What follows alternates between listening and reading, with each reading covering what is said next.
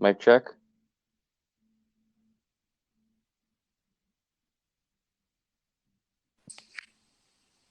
Oh, hey, there you go. There we go. All right. Yep, awesome. Took a moment for it to come up. Yep, okay. Go ahead and intro away. All right. So we'll wait just a minute as I or we kind of get towards our start time. But welcome anyone that's listening. This is the Wake Up America podcast, and we are a conservative talk show. We love comments and we'll gladly take any comments or audio clips that you guys have, but please remember to keep it clean and limit your cussing or else we will have to mute you. So let's go ahead and get started with our topic then.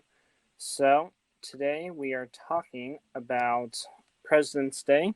Today is President's Day. Happy President's Day. And we're going to be talking about the Constitution and democracy and why we need to uphold those. And of course, I have Coulson on here with me. Yep. And we can go ahead and get started. So welcome everybody. Hoping we're gonna have a good fun day here today. Yeah, we're talking about the Constitution. The Constitution is what makes this country so amazing. It makes us different from everybody. We have our Declaration of Independence, and then the Constitution came right along and established this country as everything that we are today. And really, the Constitution is what makes America the most amazing country in the world. You don't see any other country in the world at all that believes, at least especially not at the time that we believed it, and with our Constitution, that you believe in equality between man, you believe in rights, and you believe in democracy. It was back then, in the 1700s, it was monarchy. It was well, on top of that, rule of a leader. Back then they had the English Bill of Rights, which guaranteed some rights to the English citizens, which was nice, but there was no country at that point in time, up to that point in time, that had been set up with the intent of the people governing. Every time it had been set up with the intent of a select few or a single person ruling the country, whereas our government was set up from the beginning to have the people rule and guarantee those rights to the people. Yeah, or you had like the English Parliament, but the monarch still held the real power. And then eventually, yes, that did change, but America was the first country in the world to put the power of the people to real power. You had the Roman Republic, but I mean, even then, it wasn't the power of the people. It was the power of the senators. It was the leaders in the Roman Republic that held all the power. It was not the public mind and the public government by the public didn't really matter, and it hadn't mattered until the creation of the United States of America. Yep, for and by the people. That's how our government was set up, but everywhere else, I mean, democracy is nice, but a lot of the time they kind of did fake democracy where they said it was for the people, but it never really was. There was always someone else ruling. There was never any kind of true by the people kind of government until the United States came along, and there certainly wasn't a government that guaranteed rights such as freedom of speech, religion, press. That did not exist. Yeah. Until the Constitution came out. I mean, imagine sitting in medieval England and expecting that you were going to be able to say whatever you wanted about the government, criticize them in any way you wanted. That was unheard of. That wasn't even a possibility. I mean, back then that would have been horrible. You could have been killed on the spot or hung for, dissing or saying that you hated what this leader was doing or you disagreed with them. That was grounds to be killed. Yep. And our first comment of the day. All right, you want to take it, and then I'll read something. Yeah, absolutely, Rick. Follow me on Instagram and follow me on the podcast. We the best. We're going up. Okay, go ahead and You continue, guys should Spencer. follow us. So, not a lot of people know this, but America, after the Revolution, actually had two forms of government. We had the Articles of Confederation, and then we had the Constitution. And in the Articles of Confederation, it basically treated America much more as the name implies a confederacy of states. The states were essentially distinct entities, much more than they are now, and they each viewed themselves as distinct entities that paid basically slight tribute to a federal government, but there really wasn't much power in terms of the federal government. There wasn't a president either. There was no state leader, no figurehead, which made sense because they had just come from a place where the figurehead, the state leader, was one man. He was a king, and he had all the power to declare war, tax, etc. And of course, they were wanting to avoid that, but that form of government just didn't turn out well, and so that's where we got the Constitution from.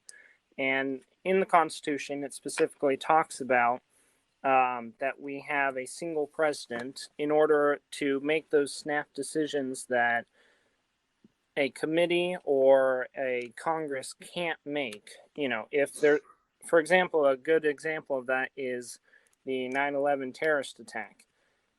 As much as everyone rallied behind the government then, it still would have taken Congress a lot longer to do what Bush did than what Bush did, because he was a single person who was able to have his will go rather than have to check it with a bunch of people. Yeah, and the Constitution also makes it so that way you can have quick unilateral moves,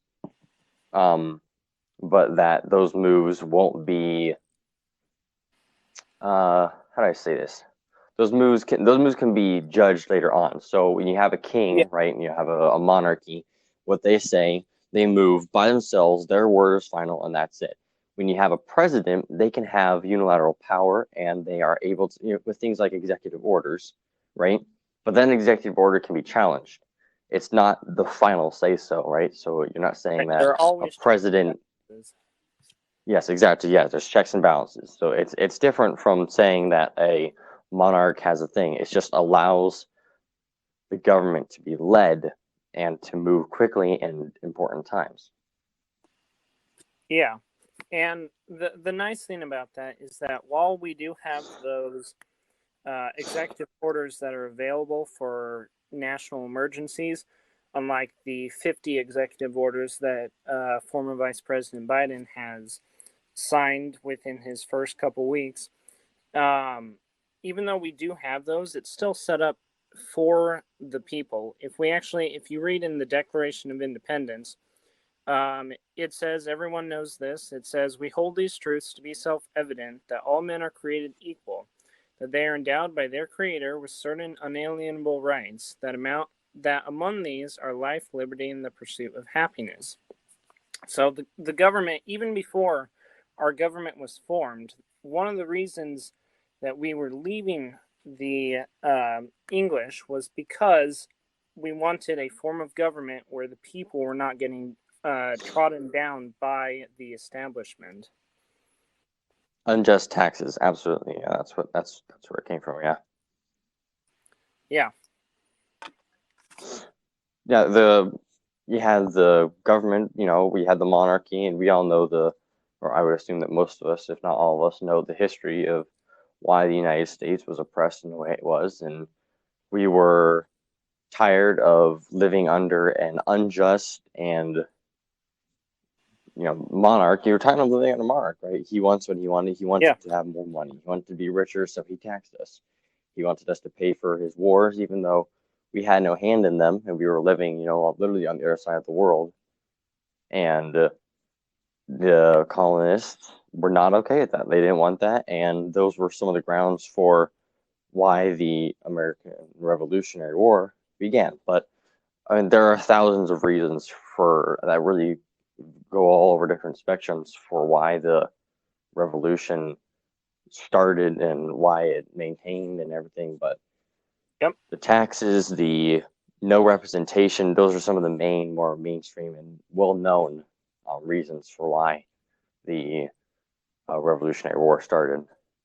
Yeah, and that's really, that was the, I would say, our form of government is a democratic republic. It's not straight democracy, and it's not a monarchy like the English had. They had a parliament, but really the job of that parliament was to pass the spending that the king wanted to do. They really didn't do too much. But But it's important to note that. go ahead. Go ahead. Okay. The the reason that we are a democratic republic is because pure democracy is essentially, it goes by another title. It's called mob rule, Yep. right? You just have a majority that can mob and go through. A democratic republic allows a true majority to take place instead of a mob rule. Because if you have a mob rule, you can have people who are just led by one person or another. They don't really believe this or that, but they're going to go ahead and follow with it anyway. You can have unjust leaders get into power, and that's why we don't have pure democracy. Because pure democracy, despite what many Americans believe we are, is actually a very flawed system that really just runs off of, like I said, mob rule. A democratic republic allows the voice of the people to truly be heard on a more true and individual basis, right? So what you say matters, what your opinion is matters, right? It's not just I'm going to get in this big group and we're all going to say this or that, and then that's the way it's going to be. On top of that, it really protects the rights of the minority. Whether that's a racial, religious, any type of minority that has a different opinion or a different way of voting than the majority, it protects that by, instead of just a simple popular vote for president or for specific senators and such, it balances that out enough that it protects the minority from the opinions of the majority, right? If we have 5 people and 3 of them vote to steal money from the 2, that it's majority, that's democracy. We all voted on it, but those 2 are still going to suffer because they're in the minority.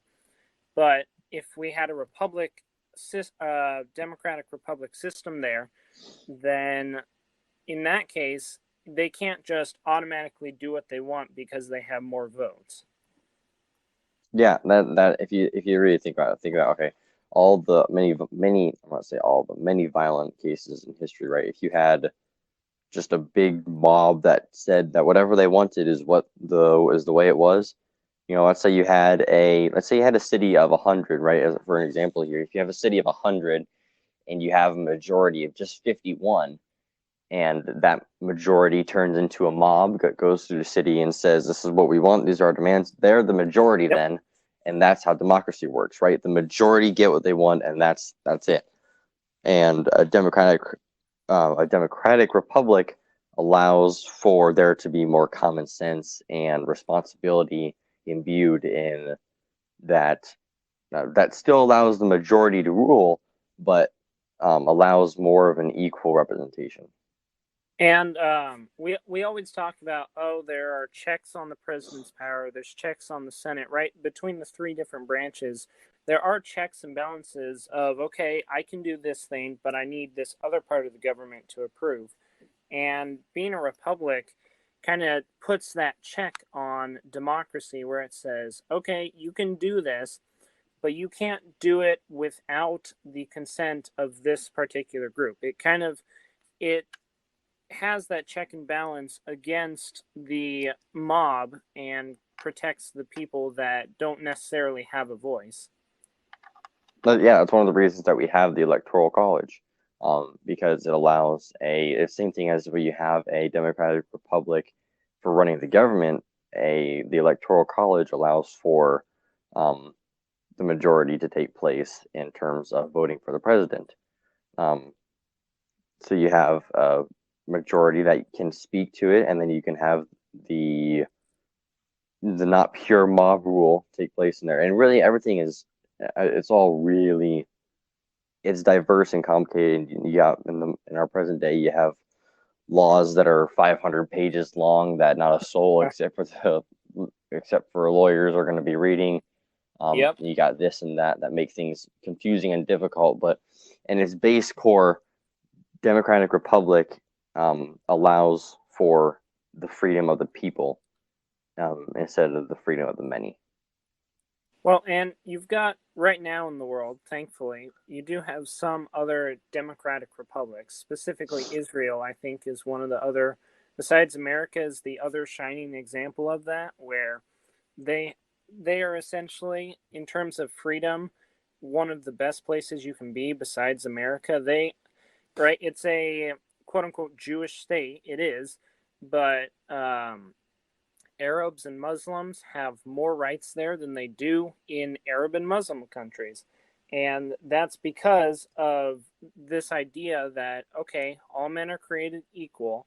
And because of that, they need to be treated equal and given rights that we know they were created and endowed with. Yep. Real quick, anybody who's listening right now, we really appreciate any kind of input. Just as long as you guys are keeping it clean. So please go ahead and put in comments, snide remarks, whatever you want. Your comments are what is one of the reasons why we make this show live. You guys are the reason why we do this. Yeah, we enjoy listening to your comments and taking questions about whatever we're talking about that day. Today specifically is about the Constitution, President's Day, and democracy. But we'll take any questions along that line. Absolutely, yep. And I'm just going to go ahead and circle back to what makes America so great. And I just want to cover specifically the First and Second Amendments, right? Yep. And I know the Second Amendment is a hot topic, so we'll cover that in more detail here in a second. But I think we'll just go ahead and focus on the First Amendment for right now.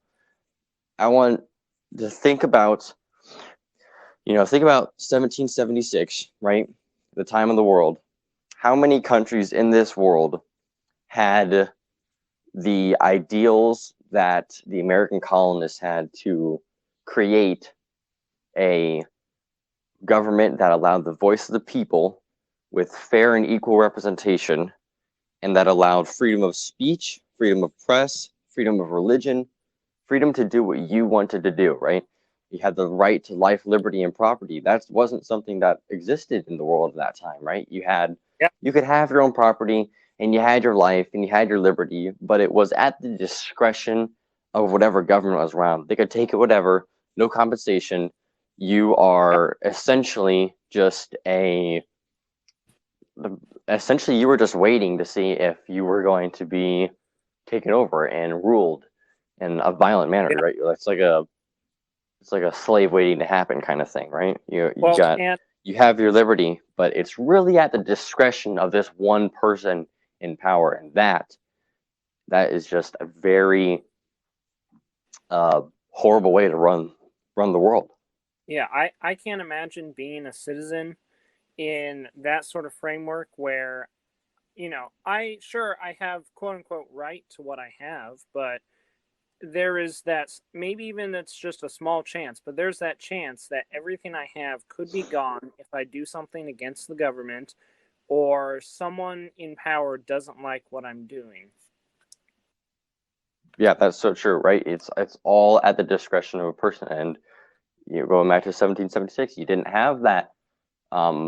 We want equal representation for people. It didn't exist. Imagine in 1776, you had governments around the world, right, where it was a requirement to live in that country or to even be alive, because sometimes they wouldn't let you out of the countries. You had to go to church, right? You had to go to this specific church, right? You didn't get a choice whether what you believed in is where you wanted to go. You had your choice made up from you from the day you were born to the day you died. You go to this church, and that's it. The Constitution and furthermore the Bill of Rights, the First Amendment, makes it so that way we have the ability to say, I don't really want to do that church, right? It doesn't matter if it's the most popular or the least popular. I don't want to do this. I want to do this. Or I don't want to believe in any church, right? I want to be an atheist. Yep. That is your prerogative in this country, right? You have the ability of true freedom of choice to choose what you want to do, what you want to say, how you want to live your life. Yeah, Congress shall make no law respecting an establishment of religion. That means they can't say you can't go to this church, or they can't say you must go to this church. They can't block your access to religion or to no religion, right? That's covered under Yep. there. Absolutely. Yeah. We got a comment real quick here. You know, I really like your guys' talk, you know, I've just been like listening to it, and like all I wanted to say was shush. I'm not sure I got what they were saying there. They just want us to be quiet because they don't agree with us.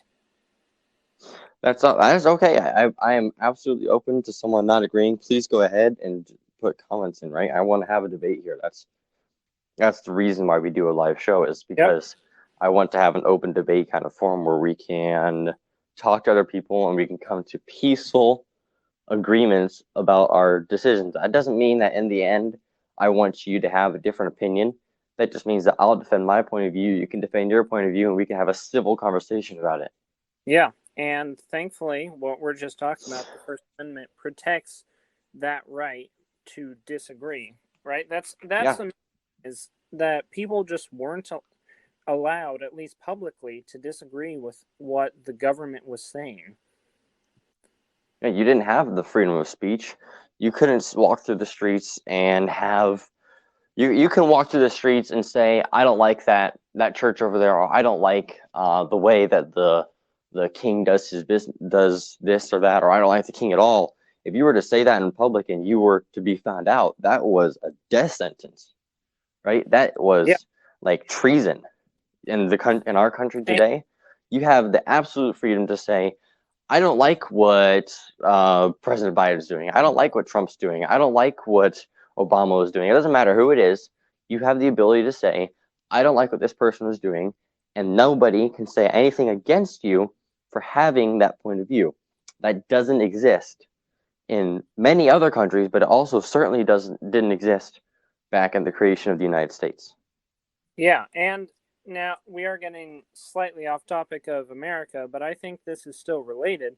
In other countries right now, today, there is a less extreme version of that where it may not be that you're disagreeing, saying, you know, I hate the government and you're getting jailed, but in countries, even like Canada, right? Canada's, I would say, a pretty decent democratic country.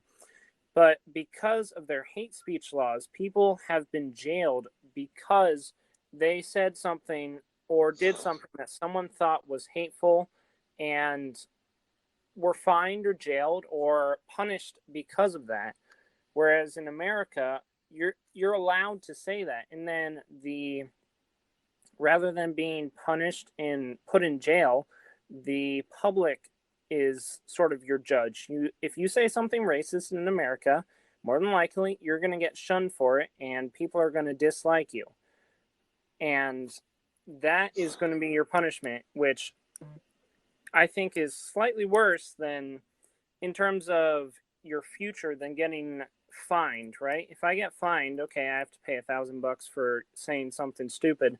But if public opinion turns against me, there goes any chance that I'm going to have a job, or that, certain things are going to open up for me. Yeah, that's so true.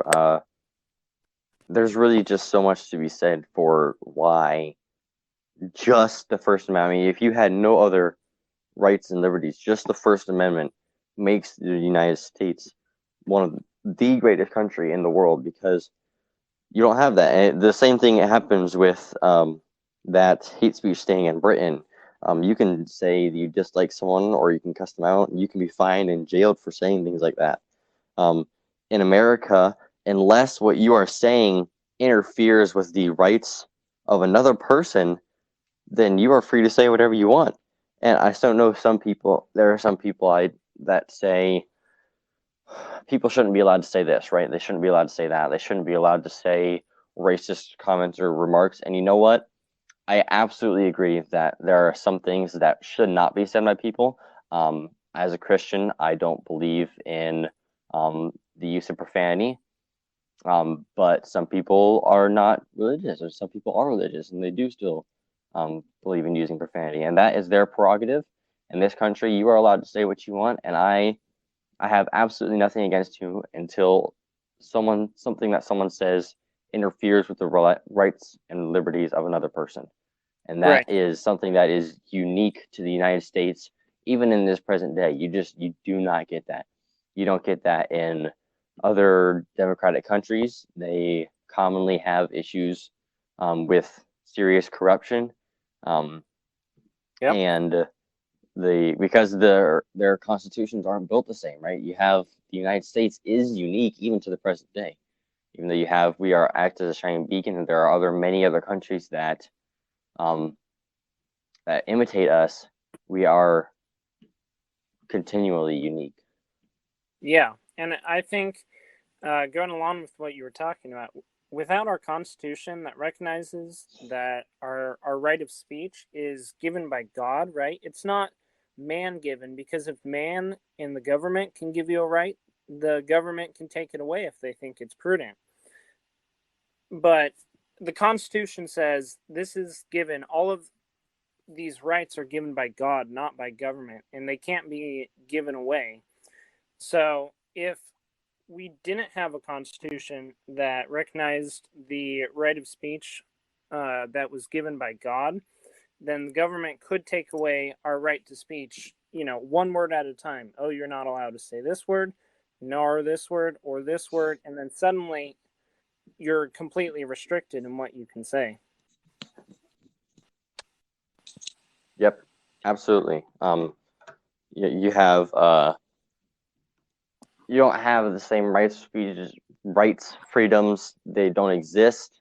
They can't. They really can't exist until the kind of liberty that we have here in the United States is brought to other countries, right? If you don't have the checks and balances in government, you don't have the guarantees of liberty and everything, those do not, that they cannot allow for true, really just gorgeously beautiful and amazing, um, Yep. amazing liberty. It's unique to America, and it really is a beautiful thing. Yeah.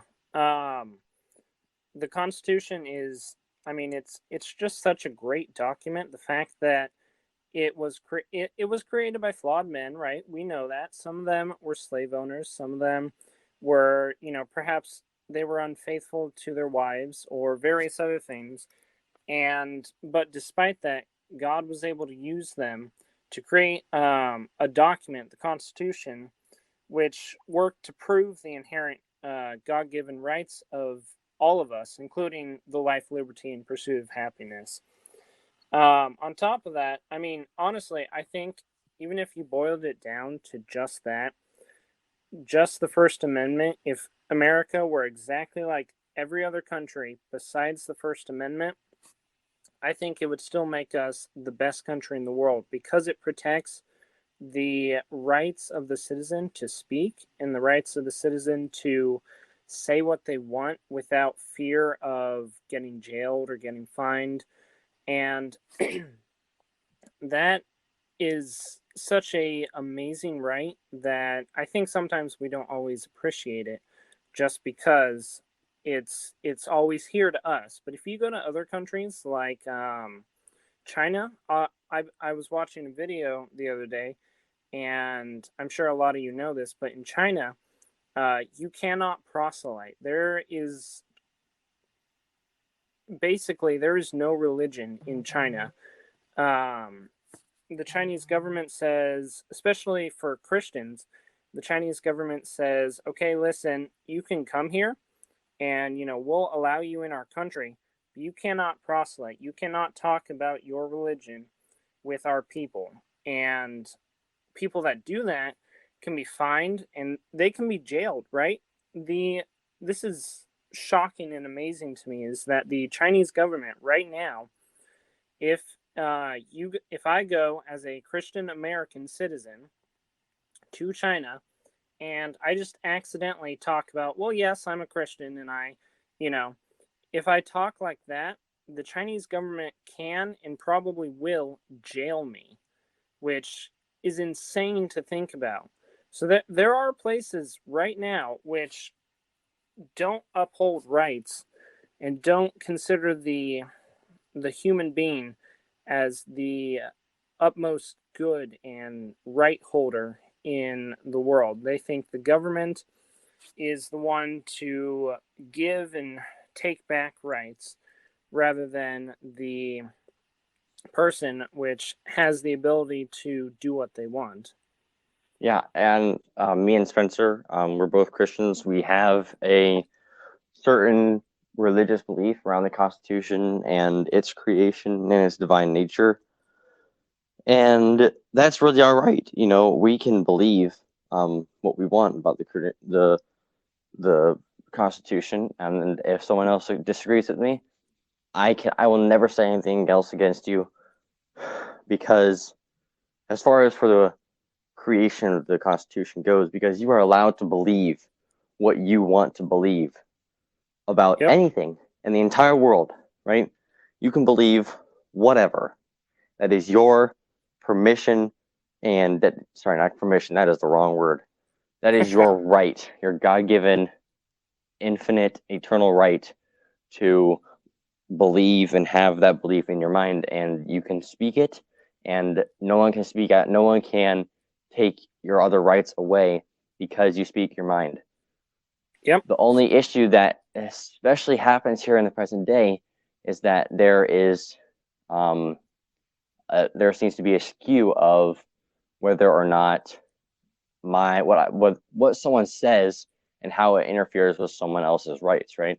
So I mean, there's so many different examples. You have topics, you have issues like abortion. People are allowed to believe what they want about that, and then there are obviously there are different beliefs on both sides of the spectrum on that, and that's true of pretty much everything. You know, there's beliefs on both different sides.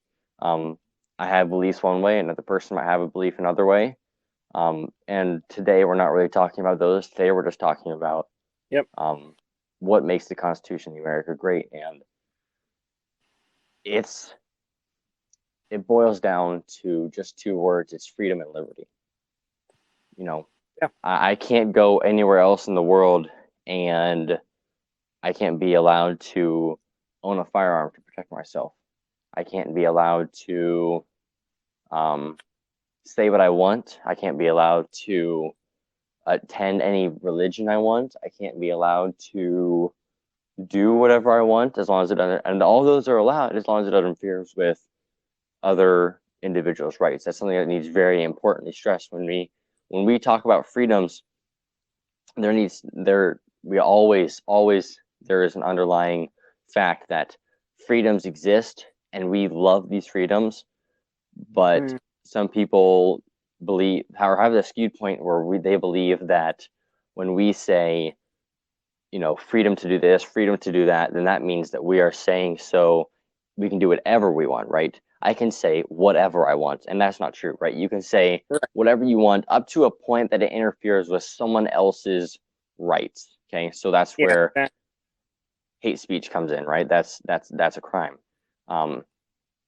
The freedom to life, liberty, and the pursuit of happiness. If you obstruct someone's life, or you were to harm them, or in murder and death, those are obstructions of someone else's rights. That becomes a crime and no longer your right to do that. You obstruct someone else's will and ability to choose, that is an obstruction of their right, and that is a crime.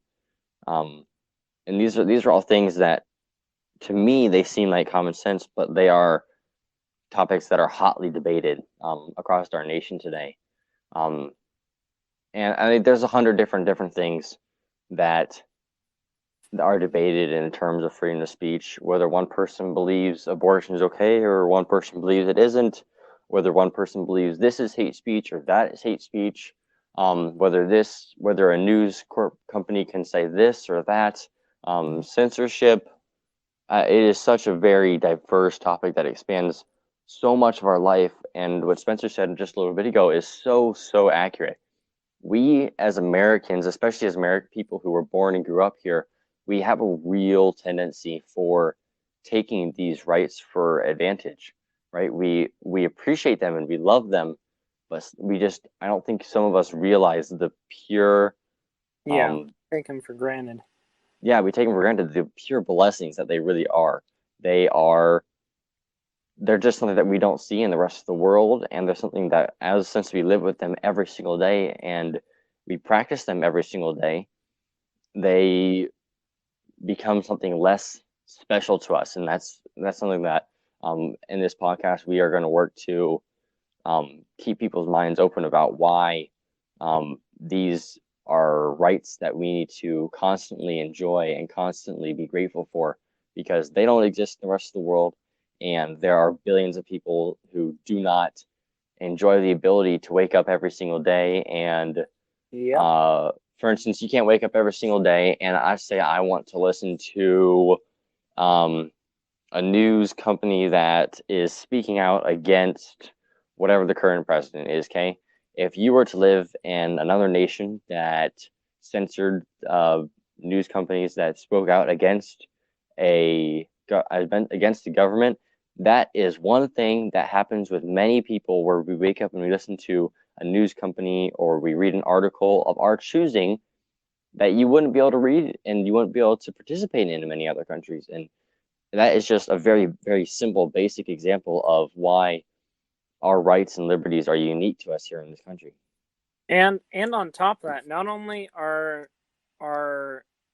the way we think about these rights is just being natural, they are normal to us because we've been raised on a 200-year history of seeking these rights. But if you really look at the past, throughout all history, except, I mean, even in the most democratic republic, ancient Athens, the Romans, all these places, even in those places, throughout all time, there has not been, to our knowledge, a country, especially on the scale that America is, that has guaranteed these rights to their citizens. And hindsight is 2020, right? That's the common phrase.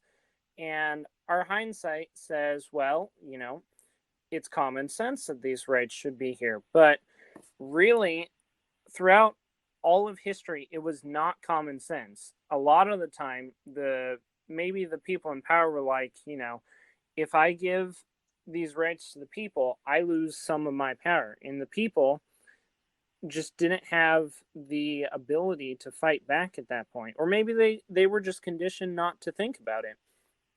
And, so these rights are not necessarily a common sense thing outside of America. And that's another big reason of why we need to protect them and project them to other nations, and make sure that people understand that these rights are not, they are inherent, that they are given by God, but they are not an inherent common knowledge type thing. We have to constantly teach why they're good and tell people about them, because otherwise the government is going to look at this and say, we don't like that. We want to take away their rights so that we can have the power.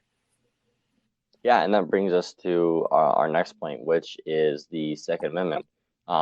That is something that is very hotly debated across our nation today.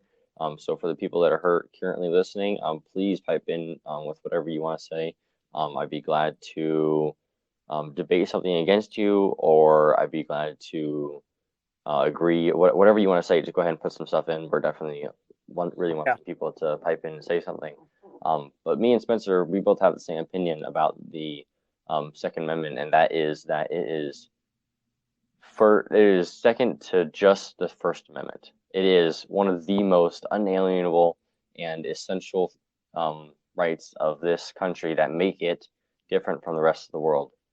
And I can go on telling you about how I personally enjoy shooting as a sport. I enjoy using my guns for fun. I enjoy messing with them, stuff like that. And that's something that other people might not agree with. Some people might not believe in using a firearm at all. But I want to quickly cover two things, and that is that one of the reasons that firearms are so important in this country, and it's currently being brought back up that they are no longer an essential amendment in this country, right? Because we've moved to the point where we no longer need to have a citizen guarantee for our rights, right? Because somehow we've moved beyond that. I want to really quick point out that there are two great examples, actually three great examples of countries and governments in this world in our past that took away and removed the rights of the citizens, or just if there wasn't a right, they just took the guns and weaponry and firearms away at all. They took away a citizen's right to defend themselves, and horrible things happened. Yep. Case number one, Nazi Germany. One of Hitler's first moves after becoming the ruler and the leader, the Nazi dictator over Germany, was he took away the weaponry and the right of the people and the ability of the people to fight back.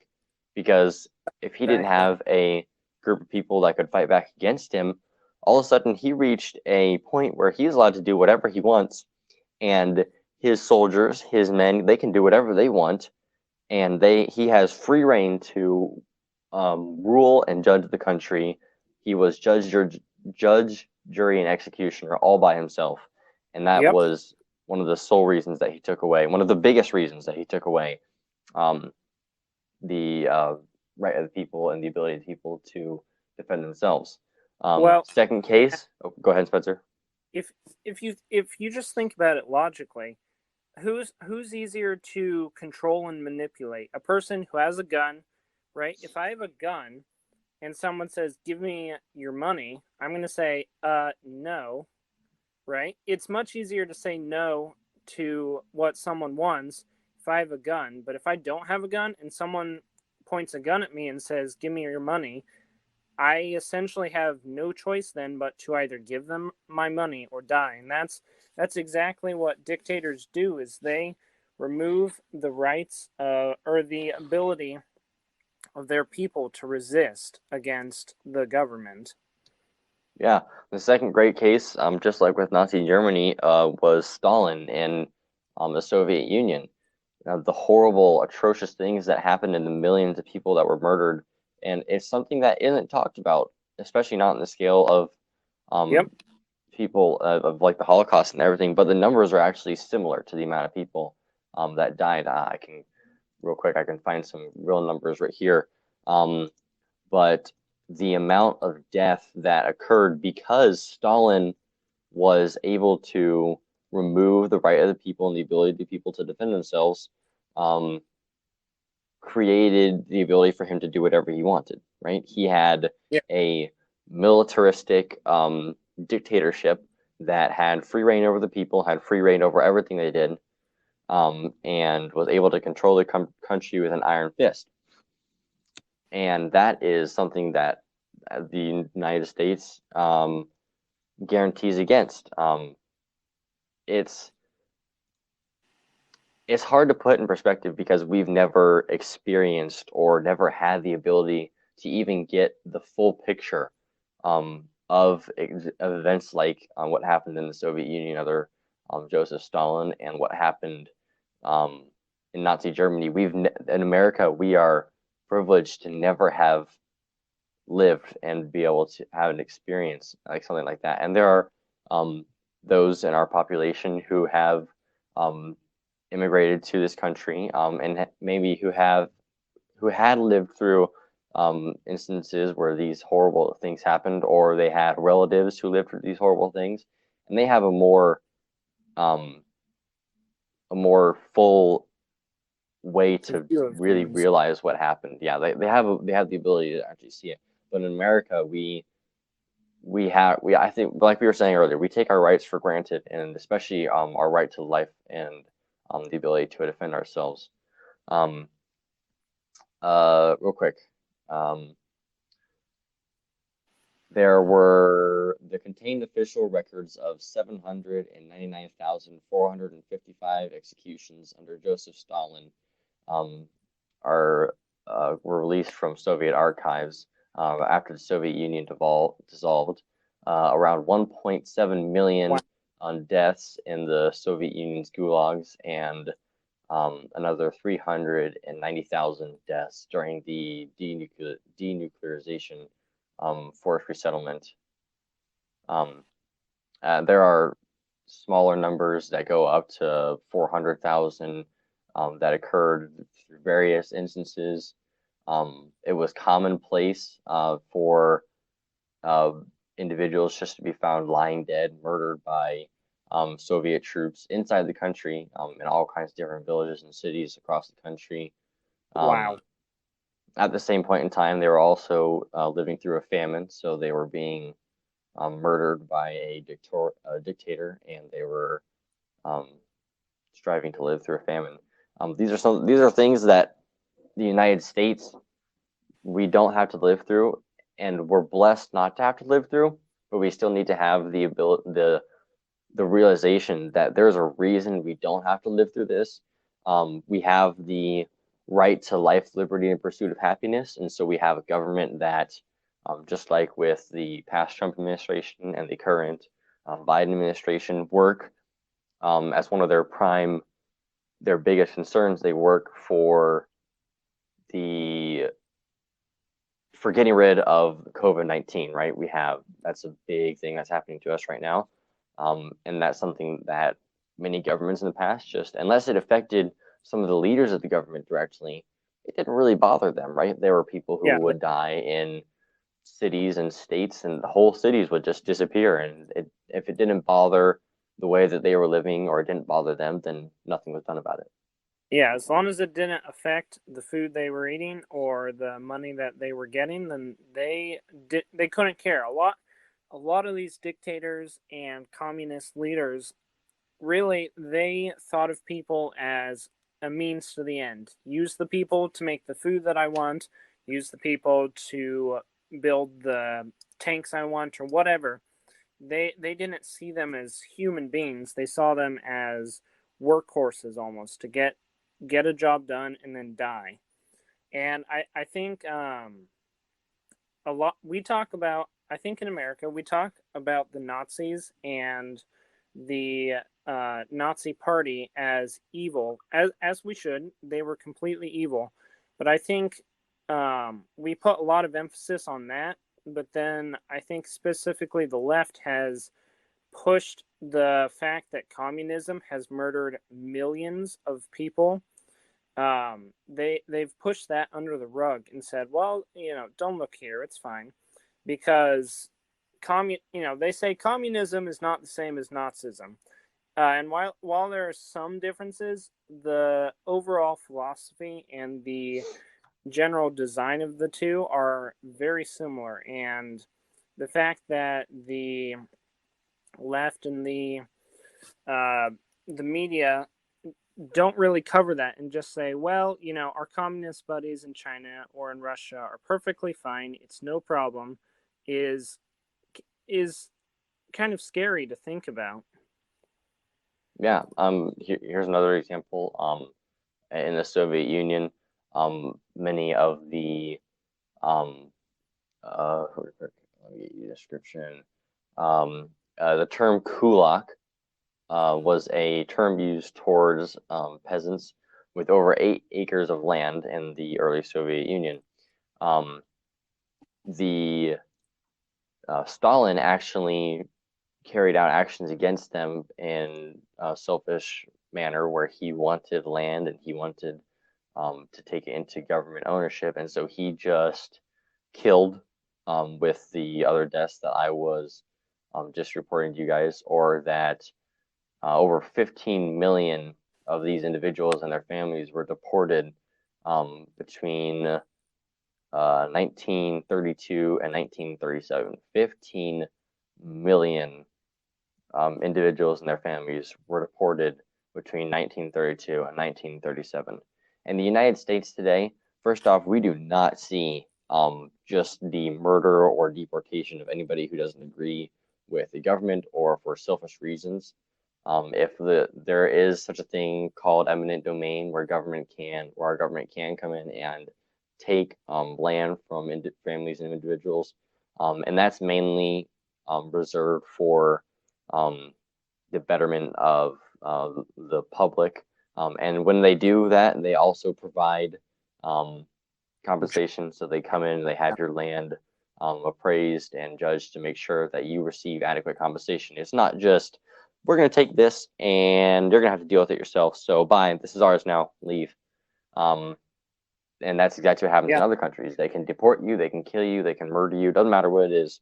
You do not have the abilities that are guaranteed by the Constitution of the United States of America that make it one of the greatest countries in the world. Yep, and or the greatest country in the world. Sorry. There you go. So, those listening, feel free to pipe in with any comments you have. I think that's one of the main reasons that we have the Second Amendment is because it's honestly the final and perhaps the biggest check against communist power, is that they can't just take over America immediately. They have to go through all the people with guns. There are millions of Americans that have guns. And actually, this past January 2021, I believe there were 3 to 4 million background checks, which means there were 3 to 4 million guns purchased, at least. And I think that's a beautiful number to see all these guns that are getting put into the hands of responsible citizens to protect against the government and protect against various, mobs that are roaming around or, unsafe situations in neighborhoods. I think it's a great thing to see that we have the access to this to be able to protect ourselves on an individual level and on a national level. Yeah, and we can continue that even further to the topic of gun rights and gun control. I mean, there are thousands of studies that are done across various different individuals who have made one claim or another. But many of these studies are biased. If you want real facts, you're going to have to go to the FBI or the FBI websites or the CDC and get pure, straight statistics. If you were to cite your resources from or get your information from like CNN or Fox News, you're going to get a skewed viewpoint, and that's just the fact of the matter. There aren't many, if not any at all, current news organizations today that are completely unbiased. It really just comes down to you have to find the base, you have to find the original information, and then be able to make an inference for yourself. And I've spent a lot of time studying gun control and deaths, and I've seen arguments from both sides of the thing for people who are anti-gun and people who are pro-gun. And the fact of the matter is that it's largely inconclusive. You have individuals who claim that gun control makes people safer, that there are less deaths or mass murders with gun control. You have people who claim that there are more mass murders with gun control, as in like the citizens don't have the ability to protect themselves. And the studies are largely inconclusive. I personally did a recent study where I went to the CDC and the FBI's websites, and also the U.S. Census, and cited reasons for death, and discovered that there is a large inconsistency with many of the current studies where they say that there's one way or another. It really is various depending on location, depending on restrictions, depending on many different aspects. But it does seem to be a more common thing that the more strict the gun control is, the higher the deaths are. And there's a really simple reason for that. One that is commonly gets confused with one person or another, right? People don't believe it. It's very simple. Criminals in any country in the world are called criminals because they don't follow the law. Okay. Yep. So anyone listening who does not agree with me on this, just keep an open mind here for just like 20, 30 seconds while I make this point. Okay. Criminals are called criminals because they don't obey the law.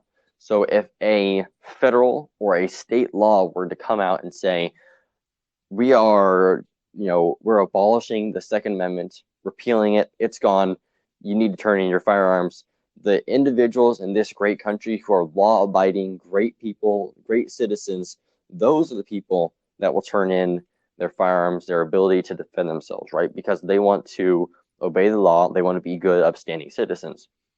The citizens that we already know that are bad, that are criminals, who have background history in this, that, or the other, those are the individuals who will not turn in their firearms and their weapons.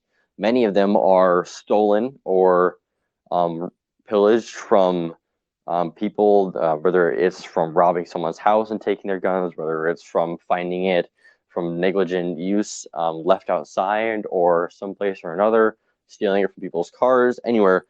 Theft of guns is the biggest reason that guns are put in the hands of criminals, because our current background check system makes it impossible for a person with a background history as a criminal, especially a more severe criminal, a felon or not a felon, a more severe criminal, especially murderers and stuff like that. It makes it impossible. Like, it is not even possible for them to get a firearm because the background checks are currently very, very strict. And a criminal is a criminal, like you were talking about. They're called a criminal, and you think they're going to follow the law on the guns because why? Because, oh, I see. No. They're already criminals. You think they're going to follow the law on this specific thing? It's repealing the Second Amendment or having stricter gun laws. All that does is restrict the ability of the law-abiding citizens to protect themselves. Because if I'm in an area, if I'm a criminal and I'm in an area where I know that a gun law says that a citizen can only have, we'll say, I don't know, a 5-round handgun magazine, then I know that if I go up to someone, one, there's a less likely chance of them having a gun. And on top of that, they have, if I come up with a gain or something, they have a much smaller chance of being able to defend themselves against all of us. So I as a criminal, have more incentive to go out and attack people or steal from people because I know there's less chance of me getting hurt in the process. Yeah, exactly. You have, and the two best examples, things that I specifically focused on in my recent study. And if someone else doesn't believe what I'm saying, I can send them, or I can somehow share my my study, but also just go out and find it for yourself. It doesn't take very long. It's really simple to see the numbers. Just look on the CDC and the FBI, the U.S. Census Bureau. The numbers are all right there in raw data form. But you can see cities like Chicago, right? Chicago is currently the murder capital of the world. More people die there in one city than any other city in the entire world at all, okay?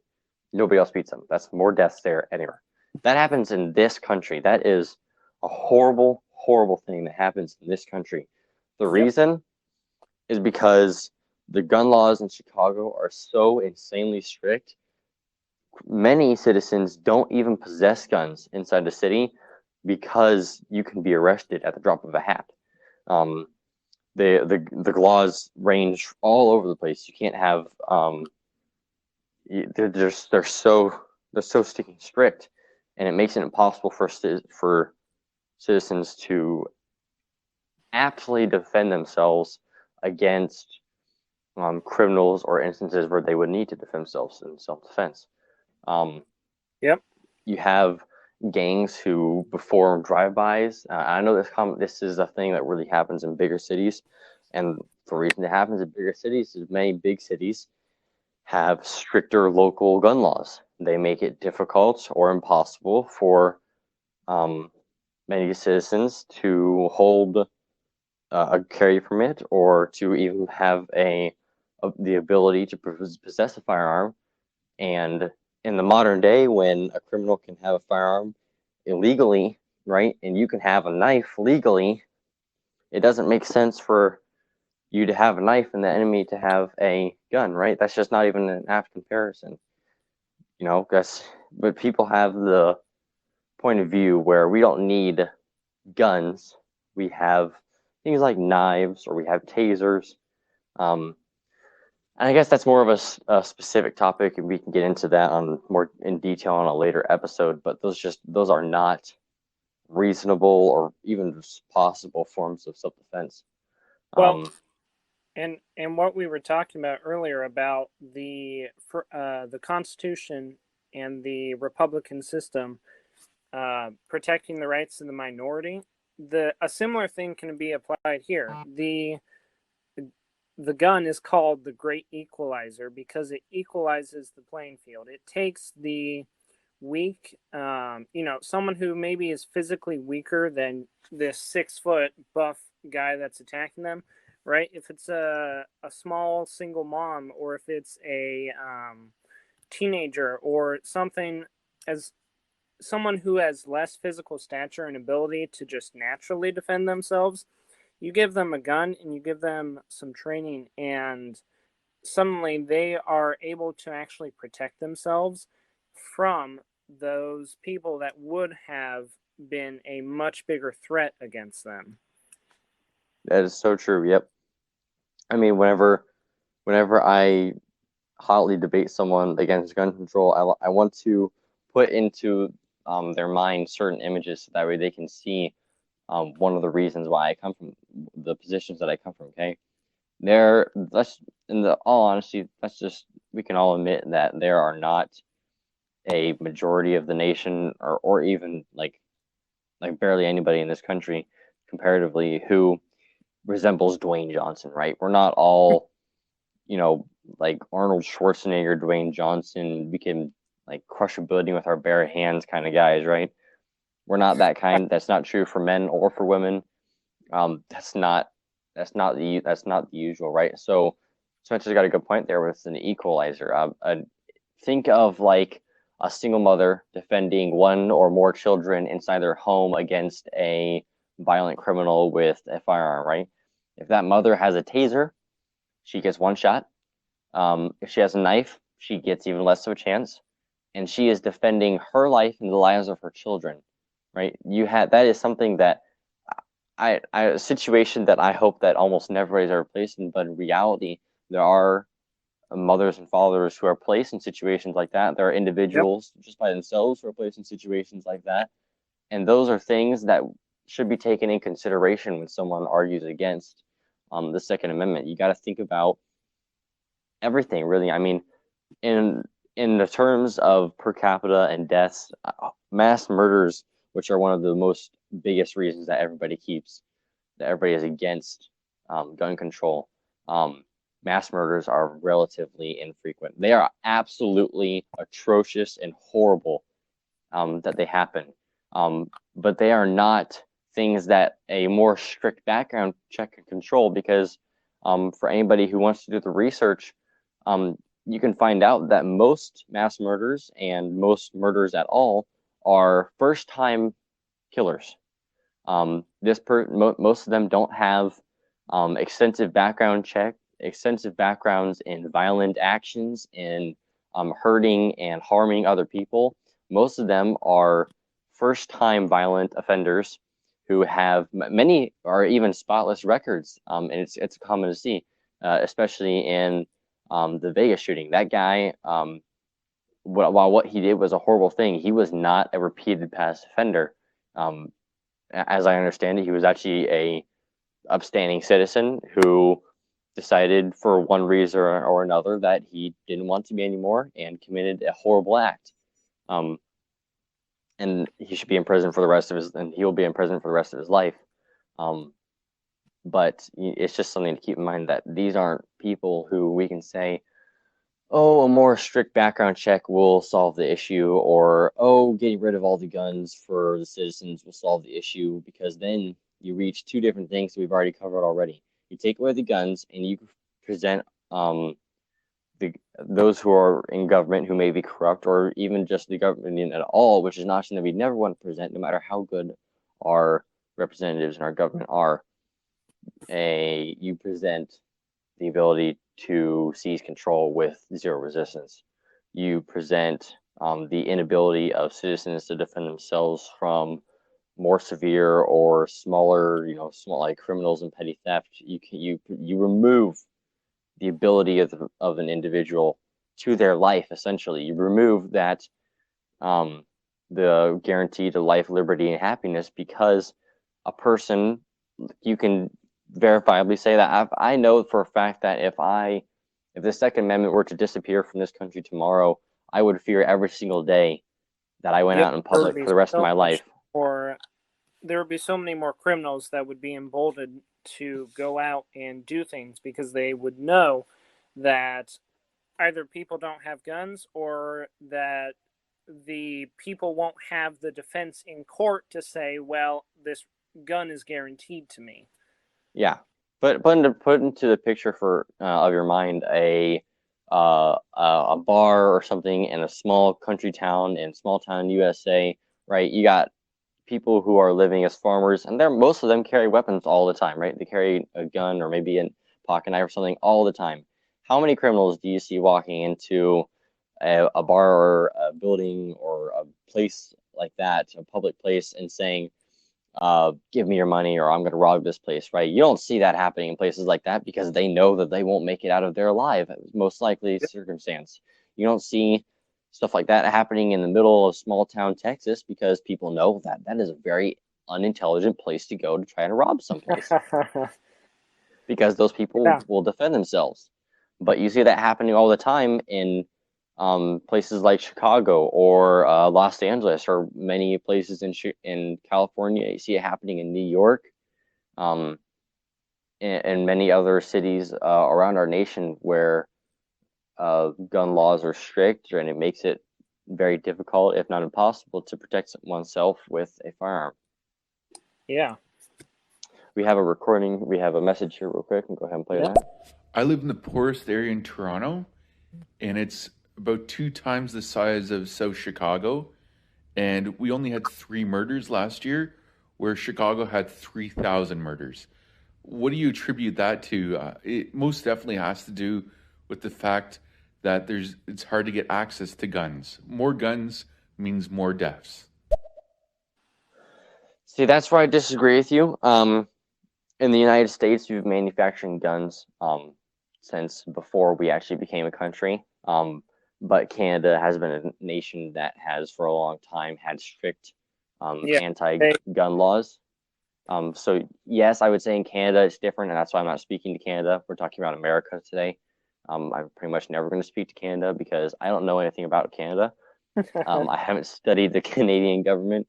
I haven't studied different regions and how gun laws affect them. I haven't studied states and cities, and how one law makes a difference in this city, per capita differences. I mean, I haven't studied any of this in a nation that I don't live in, and that at this moment does not concern me. I can speak to California, or not California, Chicago, though, in terms of why do they have such a high rate of murder and other things. Partly that's because that they, like you were talking about, you said that more guns equals more death. But if you look at Chicago, which, right, you were talking about very high murder rate, Chicago has some of the strictest gun laws in the nation. And part of that murder rate comes from the fact that those strict gun laws only allow very specific individuals to have guns, and it doesn't allow most of the regular law-abiding citizens to have those guns. And on top of that, in terms of the high murder rate, a lot of that comes from the fact that there are gangs and mobs that run a lot of Chicago, and that routinely kill each other too. Yeah, a lot of murders in Chicago are gang on gang murders, and that has less to do with firearms than it does have to do with the policy that the Democrats have implemented in Chicago, which has allowed those gangs to pop up, and the fact that they have done nothing to stop those gangs from roaming around and fighting and killing people. Yeah, I mean, we can talk about it's kind of a broad topic that appears in, but it's also a general topic at the same time. How Democrat-run cities across the nation, you have cities like Los Angeles, New Orleans, uh, New York, Chicago, San Diego, San Francisco, all these different cities across the nation that are large cities with high population are commonly Democrat led. And that's not because Democrats are better at running high population, it's because Democrats are better at getting reelected into high population.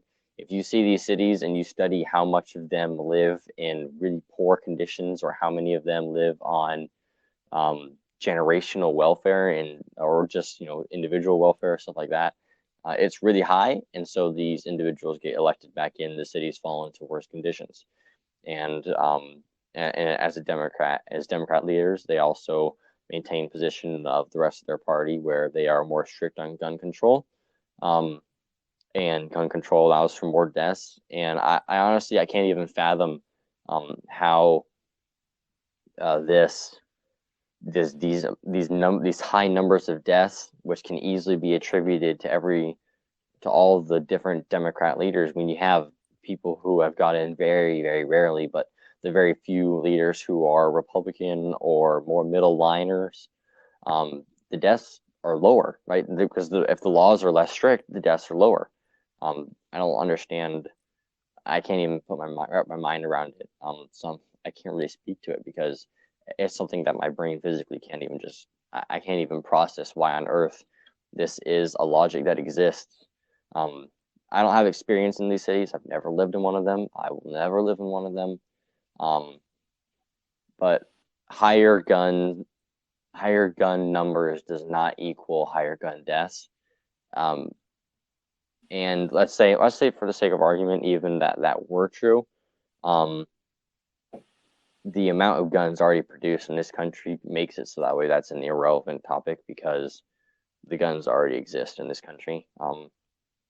So it's not like if we were to create gun laws tomorrow that ban guns across the nation or make it as strict as they might be in Canada, then it's going to be less because the guns still exist.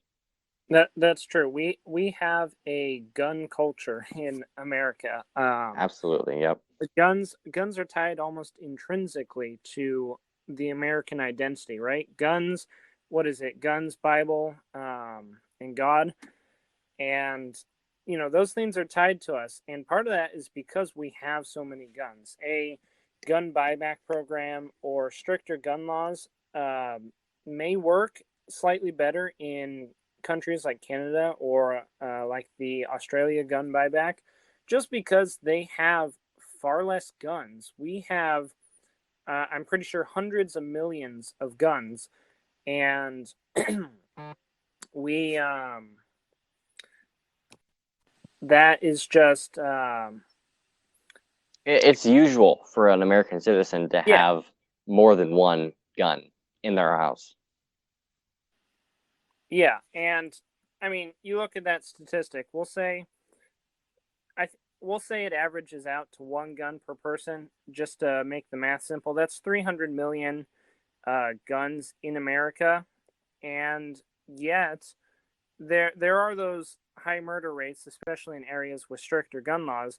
But you don't hear about 300 million or 150 million or 10 million murders a year by gun, and that kind of is almost a self-proving point that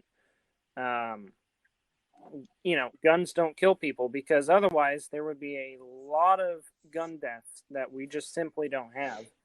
Yep, and that's especially true in communist nations. And I think we can move to communism as our next topic today. Communist nations, they really the when you have things like socialism, right? Socialism is a more diluted form of communism, and I think for many Americans who support socialism, um, they're diluted by just the title. Okay, they don't study it, Social. because if I've had conversations with individuals who cannot back up a single claim that they make about socialism and why they believe in it, they just say, "Oh, it's going to be better for society." So they're just deluded by the title. It's socialism, right? They just think, "Oh, it must be social. It's better for the society," and it's not. Socialism and communism, by every single government who has ever employed them ever, and who employs governments similar to them, those nations fall into complete corruption. There is central power. You have a central planned economy where there is not the freedom of the people to establish their own business or pursue their own way of life. The government controls everything. Think of like a monarchy, except that it's around more than one individual who does whatever they want, whenever they want. And that monarchy has the same powers, and that socialism has the same powers that a monarchy does. They are free to do whatever they want, because socialist governments allow, and communist governments at the same time, allow the leaders of the country to become irrevocably corrupt, to allow the what may have been good intentions at first to become diluted and lost in the horrible and horrendous acts that continue. I'm fairly confident that, because well, let's just start with this. Russia, before the Soviet Union came around, had many different revolutions through one way or another. They had riots in the streets constantly. There were deaths all over. It was military versus citizen. And then out of those ashes appeared the Soviet Union. And I am really quite positive that when these riots and these revolutions were going on in Russia, the Russian Federation, right, and everything, they didn't picture what we really want is, we want a guy like Joseph Stalin for our Soviet Union, where we can be murdered by the millions, we can be deported by the millions, and he can do whatever he wants, and he can take away all our rights. I'm going to say that is a pretty fair assumption that nobody willingly protests and risks their life for a government like that. So Yeah. good intentions at first lead to horrible, horrible instances in the end. A communist and a socialist government is a literal regime.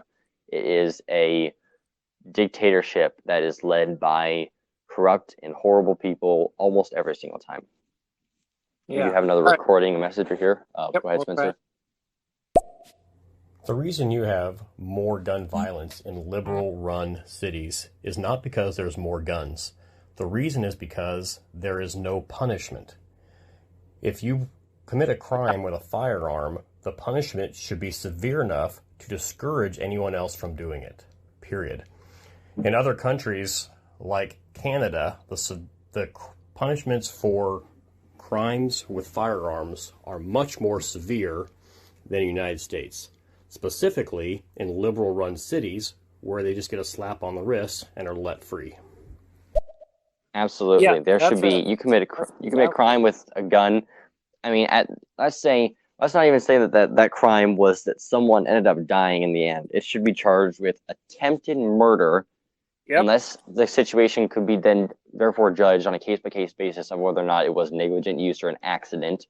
But if it was found to be intentional, even if someone didn't die, that should be charged as negligent. That should be charged as attempted manslaughter, attempted murder, and the charge should be so severe that everyone around them, it becomes public too with the news and everything, that they're like, whoa, man, he just got in jail for the rest of his life. And you don't have, like, our jails in the United States are really cushioned, right? That's why you hear the phrase, 3 square meals a day and a roof over your head makes jail a not so bad of a place, right? That's a phrase that you hear, I wouldn't say commonly, but it's known, right? Because what matters is 3 square meals a day. There are actually individuals who live in these liberal run cities who are so dirt poor, and they actually commit small crimes just so that way they can be in they can be in jail. And there are several accounts of these in more local newspapers across the nation.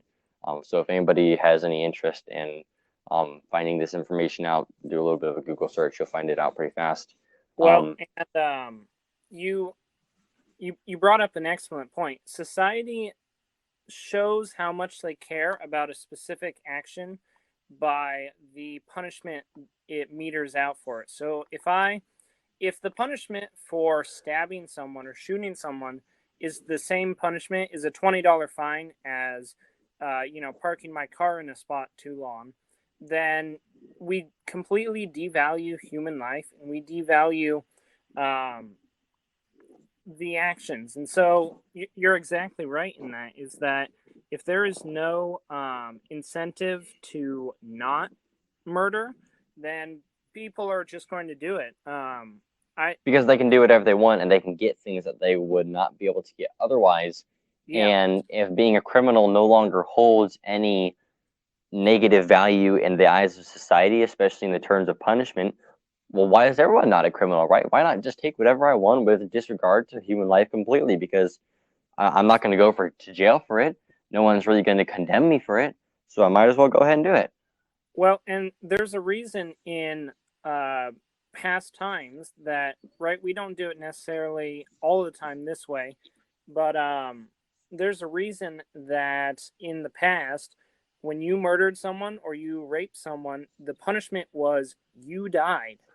And that was because capital punishment. Yep.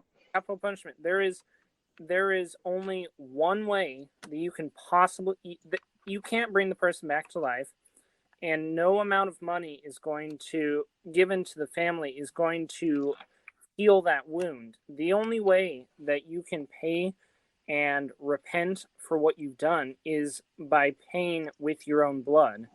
Because pay my blood. Yeah.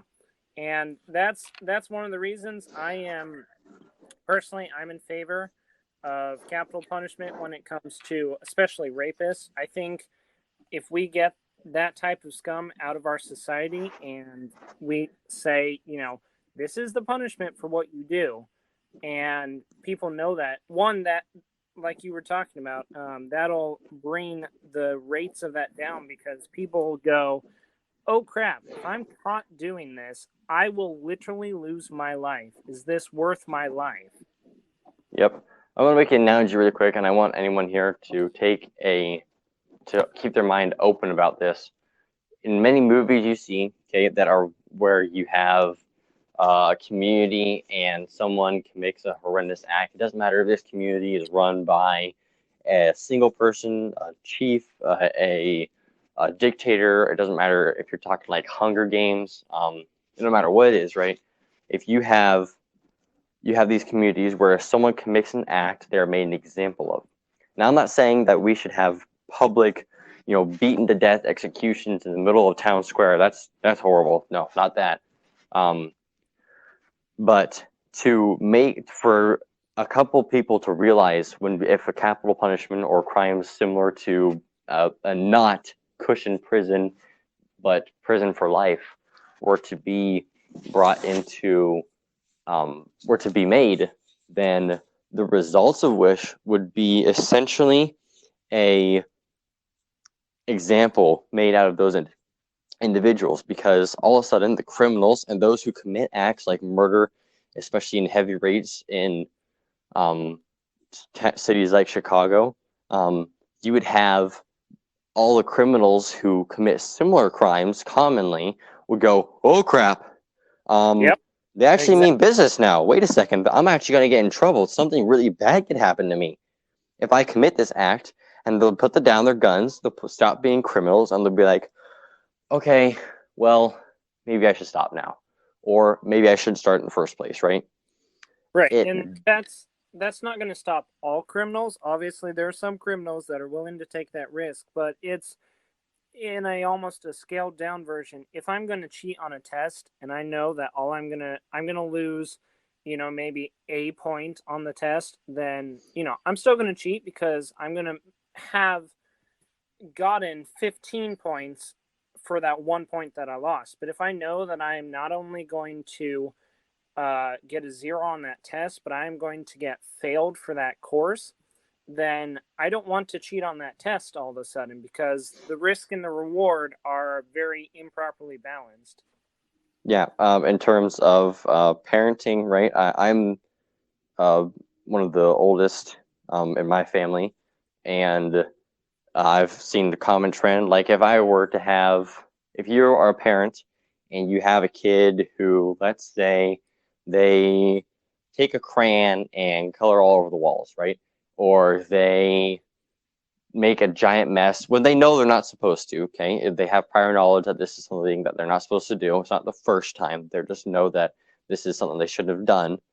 And you walk up to that child and you just look at them and you give them a stern no, and then you walk away. That kid's gonna be like, "Wow, that was easy. I didn't get in trouble at all. Let's do that again," because it was fun for them. They wanted to do it, Yep. so they're gonna go ahead and do it again. That's a very simple way to put it. But if you have a criminal who commits an act where they're not with, and they had prior knowledge that it was a horrible thing to do or was a bad thing to do, then if you just have a small fine or you have a very short prison sentence of living in a cush prison, right? Then you're not going to, that individual isn't going to have a new mentality in their mind going, "Man, that really sucked. I never want to do that again in my entire life." They're going to be like, "Man, that was easy, and look what I got from Yeah. that last thing. I can do that again, and I won't get arrested next time," or something like that. Yeah, You have to they have, do something to me, so I might as well do it again. yeah, exactly. It's as simple as, I'm obviously parenting isn't simple, but it's a simple kind of theory as this person does something bad. You need to make them understand. You don't make them understand by giving them a little no. You make them understand by giving them a whop on the butt, or you go in timeout for however amount of time. Something that makes an individual, in Yeah. terms of parenting for a child, it makes the child understand. Wait a second, this actually wasn't that fun because in the end I got punished for it, and I don't want to be punished for it. Yeah, and You have another message here, real quick. Go ahead, Spencer. They're thinking, punishment I got, was it really worth what I did? And the answer is going to be no, if we punish them accordingly. If we just say, "Oh, you murdered someone, we're going to put you in jail for 2 years or 10 years, but we're not going to do anything really severe to you," right? I mean, there are much smaller crimes that get put in jail for that, and so you're almost equating those by putting them in jail. In the same sort of jail, same situation. They're gonna go, "Yeah, I can do this again. That's fine." All right. Yeah, exactly. Yep. Go ahead.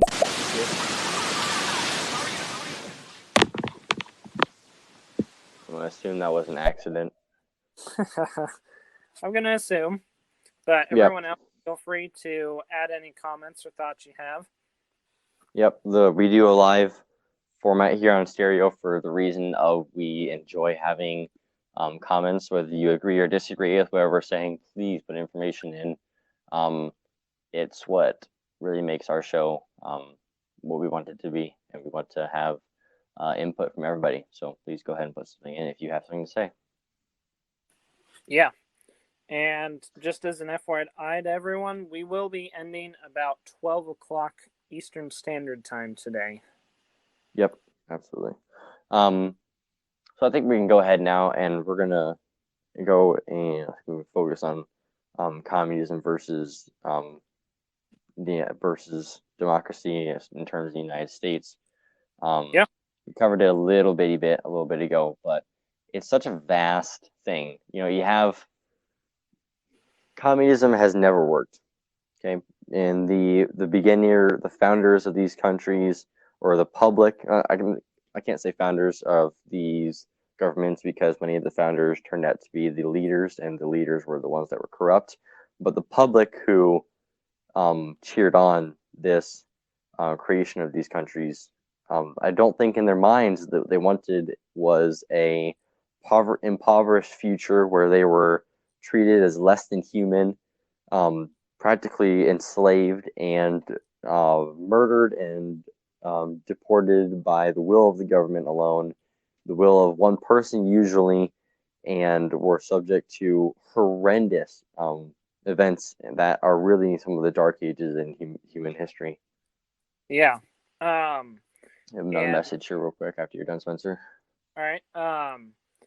That's the thing is, for a while people are like, well, it's democratic socialism, right? It's not real socialism, it's democratic. And as we were talking about earlier, talking about pure democracy, just because something is democratic and just because the majority votes on it does not mean that it is a inherent moral right. Just because you have the crowd on your side does not make what you're saying correct or the right thing. It doesn't make you moral just because most people agree with you. Yep, I can honestly say that communism has never worked out in favor of the public. It's never worked out in favor of the common man. It's never even worked out in favor of the majority. Yeah. Any government where, any form of government where individuals in the government have the ability to run, plan, execute, and do whatever they want unilaterally without the voice of the people, even if you do say that it's a democratic communism, which that doesn't even make any sense to me. That's a misnomer. It's a counteraction. It's a paradox. Because those two words cannot exist together, because communism and democracy are opposites. Any government where you have the power and placed in a select few without the voice of the people is doomed for corruption and doomed for failure. I can confidently say, from a religious standpoint, that the only government where there's one person in power is a government run by God himself. The only one that will work. Yeah, the only one that will work is the government run by God himself. Yeah. And not even, I know a lot of people, or not a lot, but especially in the past, if the Pope runs society, it would be good, right? We don't even necessarily mean that, right? There could be a good, nice person who runs society, but unless they are a perfected, perfect being, then you're not going to get a perfect form of government, especially with one person at the wheel. Yep, that's why that's what makes America so amazing, is because you can have a government where we have a president who may be less than stellar. For instance, I am a Trump supporter, and I'm not going to sit here and say that President Trump was a perfect, flawless person, but I am going to say that he was one of the best presidents, comparable to Washington, that this country has ever had, because of his moral fiber to do what he did and to be the leader that our country needed, especially over these last 4 years and during COVID. That is something that is an example of a good person who led the government well. But a socialist government, right, where the power of the people is not considered, is one where a person who has the tiniest character flaw, even if, let's say, they are a really, really amazing, righteous, well-meaning person who would never even hurt a fly, there's the ability for corruption. There's the ability for unjust events to happen. Yeah. So, especially in a communism like that, it's just tempting fate, because communism places power in a select few without the voice of the leaders. So think of like we compared earlier, a monarchy that is just run by more than just one individual, right? You have maybe military leaders, the official leader of the nation. Communism does not allow for righteous majority leading decisions to be made. It doesn't allow for any voice of the public to be realistically considered, as much as individuals may say that they believe that if the United States was to go communist tomorrow, things would be better. They wouldn't. It would turn into just like every other communist nation. You have China and Russia right now, where or you have any other nation in this world that uses a socialist or communist form of government, and you can look at their leaders and you can see the corruption, you can see how everything has been entrusted to just these few people, and they have just taken it into complete control by themselves. Socialism and communism are evil, and for anyone who does not believe me, Karl Marx, the founder of Marxism, which begat communism and socialism, he actually claimed that he felt like he was guided by Satan himself to create communism, and that communism was the form of government to serve the devil. I don't care if anyone in here is not religious. I don't care if you are straight up anti-Christian. Does not matter. It is a universal fact that devil is a bad person. So a government that someone believes, the devil is bad. It's a universally bad symbol. That's why the red face of two horns is considered universally evil. And so any government that someone says in their memoirs was literally guided by the hand of the devil is all the reason alone that I need, if not the reason that history has repeatedly provided to us, that communism doesn't work. And that leaves many other forms of democracy, but we know that there is not righteous doings within a monarchy. There are many other governments where we know that things become corrupt, especially when you have things like religious only leading the country. You had that commonly happen in feudal England, where there was control of the Pope over the government, and there was horrible things that happened, such as the Crusades, and you had many people murdered, or wars that didn't have any reason, just for the selfish interest of a few. So a government where the voice of the people is truly heard, where it truly matters, like in our democratic republic today, and that is